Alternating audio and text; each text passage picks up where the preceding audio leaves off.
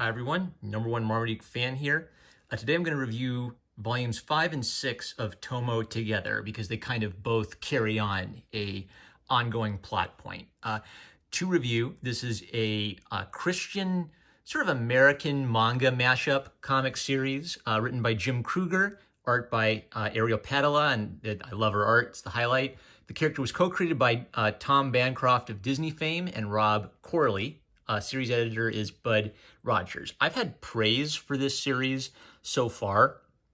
Whenever I read Christian entertainment, like there's a 50-50 chance it's going to be really cheesy and bad, but I've really been impressed by it, especially how the magical world is handled and kind of like how the sorcerer is deceiving the people in the magical world. I think that's being handled very well.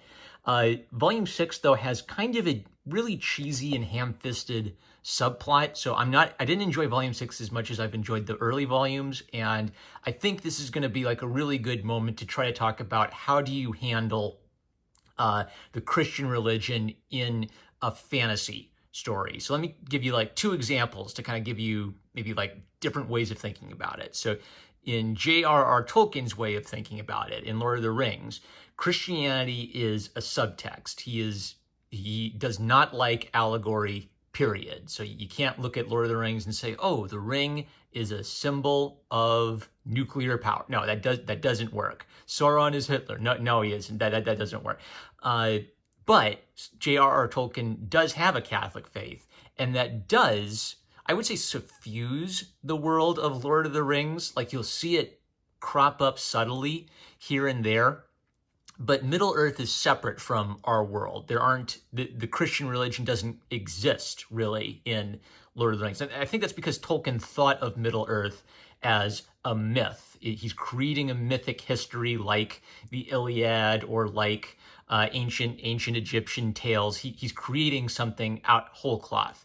C.S. Lewis's approach was a bit different. Children from our world go through portals into Narnia, and they meet Aslan, who is not supposed to be an allegory of Christ, but is literally supposed to be Jesus Christ as he would appear in a fantasy kingdom. Lewis was explicit about this, but I think what's interesting is that even though Lewis was much more direct than Tolkien, like he never had a cheesy moment where Aslan said, by the way, gang, I'm Jesus Christ. How about that? No, he would hint at it. He would have Aslan make a comment like, they know me in your world as well. And I think in the last book, all the children die, but they meet Aslan in true Narnia. And then it says that they saw him differently, and that's how it ends. So the implication is they see Aslan as he really is. They see the face of Jesus. But I think the fact that Lewis never did like a ham-fisted, hey kids, since you're all so dumb, let me tell you that Aslan is Jesus.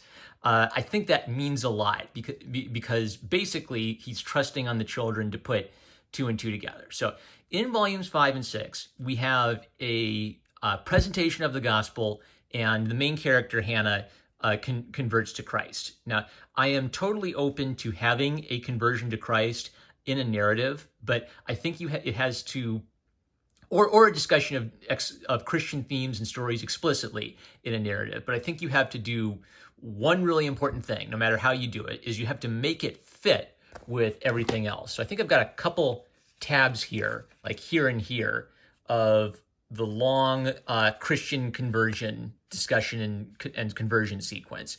And basically you could take it out or fast forward it, and the story would not be impacted too much. So it'd be story, conversion, story. And my philosophy would be that this part of the story has to fit so neatly in with everything else that you can't take it out or fast forward it. Like a good example of that would be like the Story Keepers cartoon, a Christian cartoon, where it's about Christians under the oppression of Nero. And I remember Ben the Baker would always tell a Jesus story in every episode. And when I was a little kid, on VHS. That's right, kids. Back in my boomer days, we had these things called VHS players. And I remember I would fast forward the Jesus parts of the story because they were boring and Jesus was very sad and dour in those stories. And I was more interested in the Story Keepers story. Like, are they going to get away from Nero? So that's maybe I shouldn't have done that as a little kid, but The fact that I was able to do that means they didn't do a good job of fitting Jesus into the story. Let's dive into it so I can be a little bit more detailed now, because I've given you the skinny on it. So in Volume 5, I really like how they're handling some of the subplots. So Tomo the raccoon is in fact Palon, the young prince of the kingdom and the true rightful king of Argonne Falls. And he's gradually becoming more and more animalistic. Like at first he was a human being in the form of a raccoon because of the curse, and it seems like he's losing his humanity. So Hannah has to dive into action and remind him of who he is. And there's this great gag that they disguise themselves in like these goofy furry outfits so they can enter into the animal kingdom unnoticed. I think that's just a great subtle gag. So I like this theme of Hannah kind of like awakening Palon to his nobility and his humanity. That's really neat. When they enter into Argonne Falls, they meet a resistance movement who are loyal to the true king and not to the false advisor, sorcerer, who's leading the realm to destruction. And I could instantly tell that this looks exactly like Hannah's father, Clayton. He's a resident of the magical world. He married a woman from our world, and so she's a child of both worlds. But he hasn't revealed who he is yet. They're trying to prevent King Ardath from getting the shield of the sacred armor, so they can prevent him from getting the complete set of sacred armor. Meanwhile, on Earth, Pastor James is praying for Hannah, and Ern Ado, who's kind of the satanic false, whirring tongue, the false advisor, realizes that this is actually sapping into his power. Now, I really like this angle because what this means is that something from our world is affecting the magical world. It's having some things tie in together directly. And I've really liked Pastor James's character so far because they've played him as just like a really stable, really thoughtful, firm but loving dad. And we're so starved of good father figures in fiction and cartoons that anytime you have one, that's almost a guarantee I'm going to like it. So Ern Ado realizes that this is a threat and requests assassins to go and kill this guy. So this is kind of neat because now things in the magical world are intruding on our world and creating danger for people in real life. There's also a really neat sequence where Prince Palon, as a raccoon, confronts his older brother, Ardath, and so he kind of like puts on a little hat to kind of disguise himself. And he gets to have a conversation with his brother of sort of what he would like to say to him if he could speak, frankly, to him. And, some of the guards want to kill him for impertinence, but Ardath still is kind of human enough that he wants to hear what his subjects have to say. And so he says, well, why do you think I'm not a good king? Haven't I done everything to protect my people in a time of great danger? And Palon says, yes, sire, but sometimes the greatest danger is to not face danger at all, which is a really neat, thoughtful line.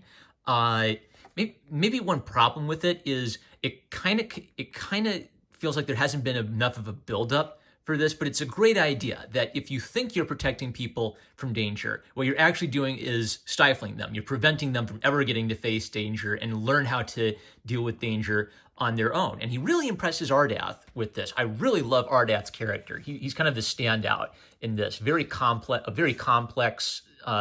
He's a sympathetic villain without making excuses for the bad stuff he does. So I can kind of tell he may be on a redemption arc. So I like how that's being handled. When Hannah realizes that Prince James is in trouble, she and Palon, aka Tomo the raccoon, make their way back to Earth to effect a rescue. There's some really neat stuff with just building tension. Like I like this sequence where he's praying for Hannah's safety and then immediately cuts to the two of them getting knocked out of the air by a plane and Hannah falling. Again, there's a consistent theme of Hannah having comedic moments to sort of humanize her. She's not a perfect, flawless hero. She's a hero who makes mistakes or isn't always up to the challenge. So I love this gag where Palon saves her and she keeps screaming and he says, "You can stop now." And then she keeps screaming. That stuff's great. It leaves off with her father deciding that he's going to have to tell Hannah who he is and be the father she's always needed. And Hannah and Palon are en route to rescue Pastor James. So Volume 6, they rescue Pastor James and we get our kind of long conversion sequence. So when the assassins arrive, there's this really tense scene where Pastor James is telling his daughter Brittany to go. We're back. My battery's fine. I think my phone was running out of storage. Okay, so I like the sequence because Pastor James is showing firm resolve as these assassins have showed up to kill him. He's trying to basically model calm focus for his daughter to keep her from panicking in this situation. So that's really neat. I like having the stable father figure show this kind of quiet, focused calm in the face of danger. This has kind of been a recurring theme, so I guess this is a good time to start talking about it. They have a little bit of a habit of having the moral dropped on you in the middle of a situation where I think if you just have the characters do the right thing, you don't have to have them come out and say, this is the right thing to do in this situation. So after he kind of tells her to not be afraid, he then says, we must never forget that the one who is with us is greater than the many that are with them. All right. So kind of like referencing his Christian faith.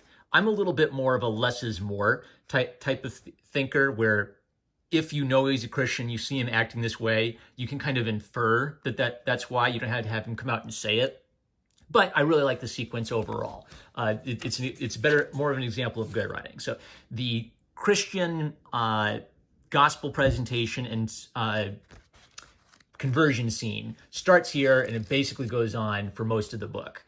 It explains the gospel at a level a child could understand, using sort of simple metaphors like ice cream to make some of these points.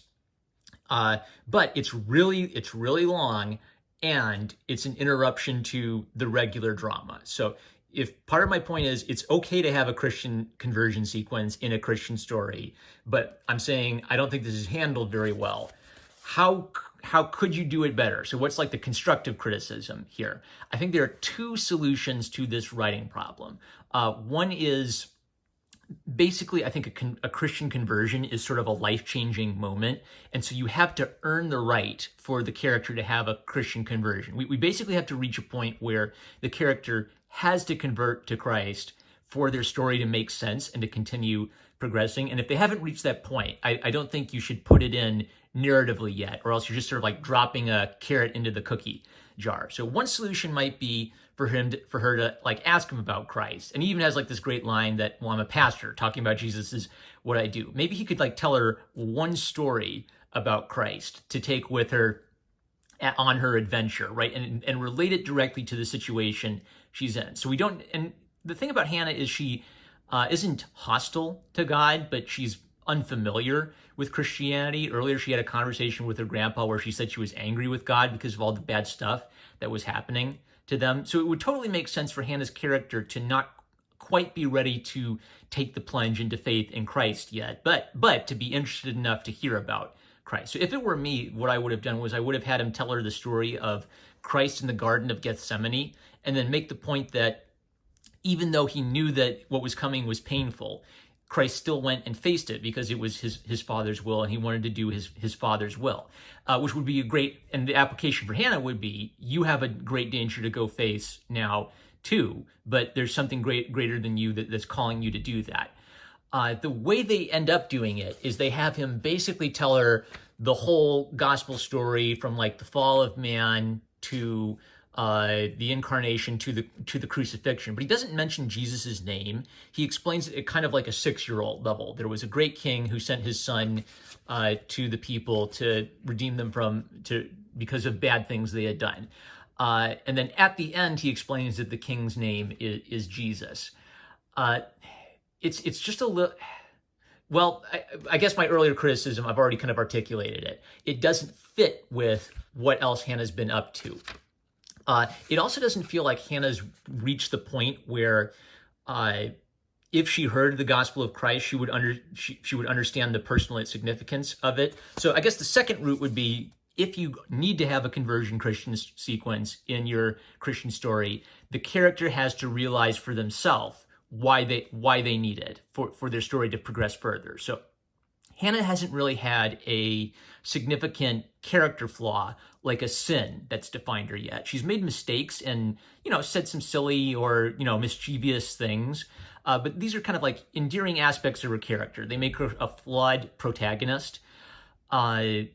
Usually when you hear people talk about their Christian conversion, either it's something from childhood, they were raised from a very early age hearing the stories of Jesus, or something significant happened in their life that made them realize they have a need for a savior, and that basically pointed them in the direction of Jesus. And I haven't seen something like that for Hannah yet. Now, if it was something like, I don't know, she got caught cheating on a test and she felt guilty about it and she felt like a piece of crap, then basically they would make sense that, oh, well, I failed, I suck, how can I ever be redeemed? And then it would make sense for a pastor to talk about Jesus in that moment. Or something, I feel like they kind of missed something on this. Hannah has a bit of a perfectionist side to her character because she's been trained ever since childhood to be this perfect warrior. So another good way of bringing Jesus into it would be a perfectionist thinks that everything they have to do has to be perfect. They can never fail. And if they do fail and that failure becomes like crippling, then Jesus speaks directly to their problem. You aren't perfect. You cannot live a perfect life. Christ is the perfect savior, and he's greater than you, right? So because it lacks that, it just feels like they needed to have a Christian conversion sequence. He tells her about Jesus, she accepts Jesus. Okay. I'm totally for having that in Christian media, but it has to be woven in. So now that I've done that criticism, generally, I still recommend this series. Generally, I still think they do a really good job of having subtle Christian themes. So basically, if this was a TV series, this would be kind of, I would say this is a cheesy episode of the Christian TV series, but generally the quality of the TV series overall is pretty good. Generally, the quality of the series overall is pretty good. I do want to praise some really neat things. So back in the magical realm, Surgar, the former right-hand man to Ardath, had failed to capture Hannah, so he was punished by being beaten and thrown in a dungeon. And Ardath is so confused and alone and afraid that he doesn't even know if he can trust his advisor, Ernado. So he releases Surgar and tells him, I'm going to tell them you escaped. They're going to hunt you. But if you're my friend, I want you to investigate and try to tell me if Ernado is really my friend or not.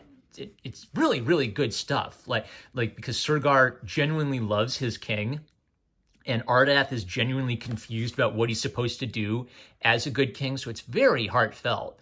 There's also a neat moment where they tie in our world with the magical world again. So let's see. That's the end of the baptism sequence and kind of the end of that. So when the assassins return to the kingdom and report to Ernado, they tell him that the pastor told her that she's going to have the power to move mountains. And Ernado says, did she come out of water?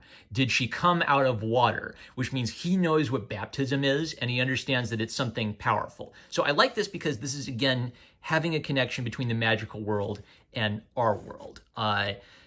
Earlier, I was reading Ernado as maybe sort of a villain inspired by Satan, but this introduces the idea that he could actually literally be Satan appearing in this kingdom. So that's an interesting thing to think about from a Christian perspective. Are your characters inspired by the Gospels, or are they kind of like Aslan, literally Jesus or literally Satan, as they would appear in a magical kingdom? So this is kind of neat that he describes baptism as something strange or unusual. He thinks about it literally, and he understands that it has some power to it that threatens his spiritual powers. So that's really neat. So if my criticism of the conversion sequences, I feel like it could be fast forwarded, something like this indicates that it actually does have relevance to the broader story that's unfolding.